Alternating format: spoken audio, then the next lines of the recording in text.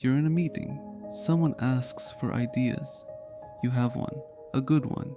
You can feel it forming. The words are right there. And then you wait. Just a half second, maybe a full second.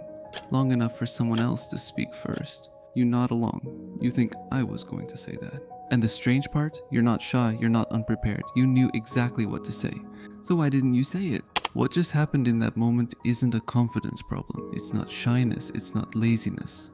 It's a loop, a thought pattern that runs so quietly, so automatically that most people never even notice it's there until they've let another moment pass, another opportunity close, another day end with that familiar feeling of I should have. What looks like hesitation from the outside is actually something your brain is doing on purpose, and once you see it clearly, it starts to lose its grip. Picture this. It's a group chat. Someone asks who's free to take the lead on something. You're free. You'd actually be good at it. You start typing. Then you stop.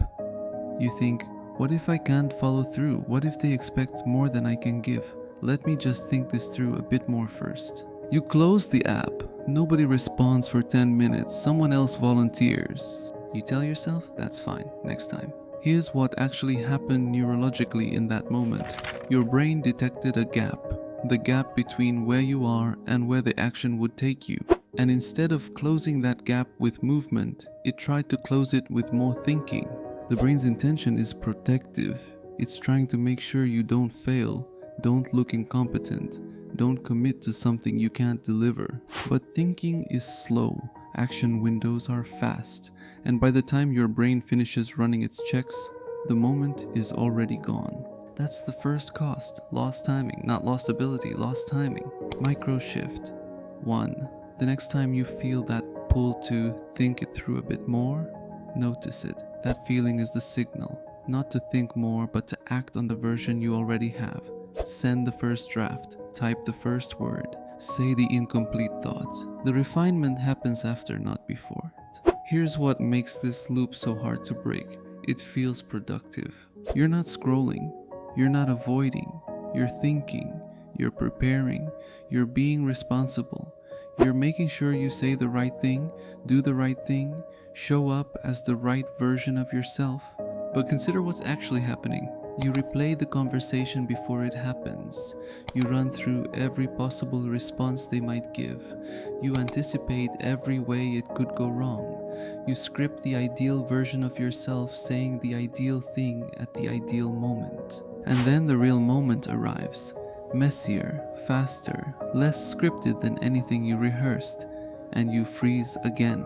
Because it doesn't match the version you prepared for. The rehearsal wasn't preparing you, it was replacing the action. Think about day 3 of the workbook, the self-trust section.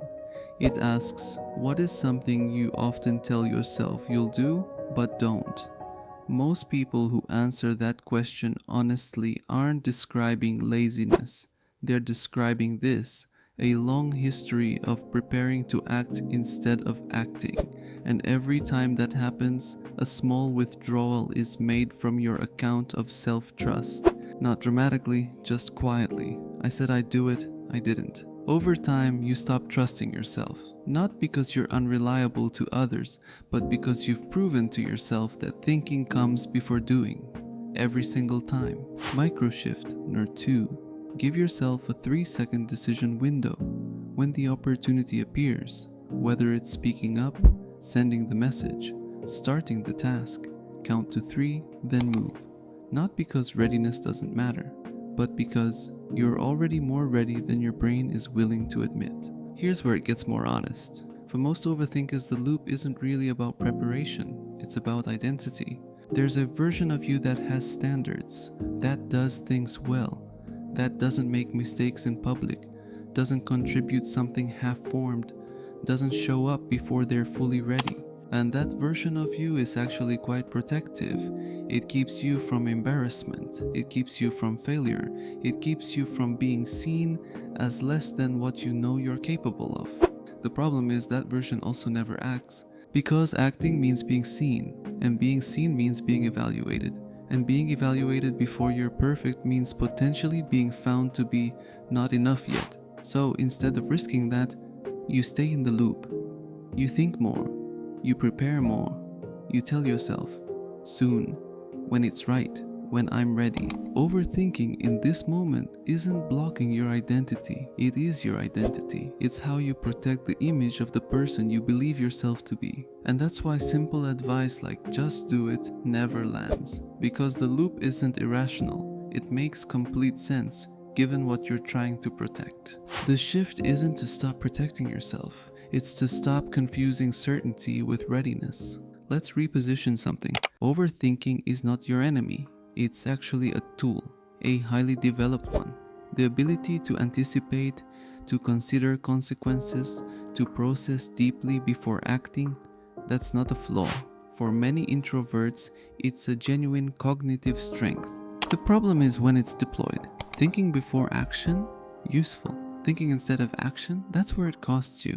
The goal isn't to think less. It's to move thinking to a different place in the sequence. Think after you speak, to refine next time. Think after you send, to calibrate your approach. Think after you act, to learn. But in the moment of action, the thinking has already done its job. What it's asking for now isn't more information. It's permission. And permission is the one thing only action can give itself. If you recognized yourself in the rehearsal trap, in the loop of preparing but not sending, knowing but not saying, the first exercise in the free 3-day workbook works directly with that. Day 1 asks you to notice what drains your energy and make one small decision to honor it. Not a big decision, not a perfect one, just one. It's a quiet way to begin interrupting the loop, not with force, but with evidence. Evidence that you can act before everything is perfect. The link is in the description. Here's the clearest way to say this. Confidence isn't built by thinking it through completely. It's built by proving to yourself repeatedly that you can move before you feel fully ready and survive it, and then do it again. Each small action doesn't just complete a task. It updates your brain's belief about who you are. It says, I'm someone who acts, even when it's incomplete, even when it's uncertain, even when the moment is imperfect. That's not a mindset shift, that's a behavioral one. And it starts with the next moment, not the next day, not after more preparation. The next moment where you feel the loop beginning and you decide to move anyway. This channel is for people who understand a lot and want to finally start living from that understanding. If that's you, subscribe. That's what everything here is built for. The next video goes one layer deeper, why you can think through everything perfectly and still stay stuck. It's not a lack of clarity, it's a hidden loop that keeps replacing action with more thinking. Once you see it, you won't unsee it. See you there.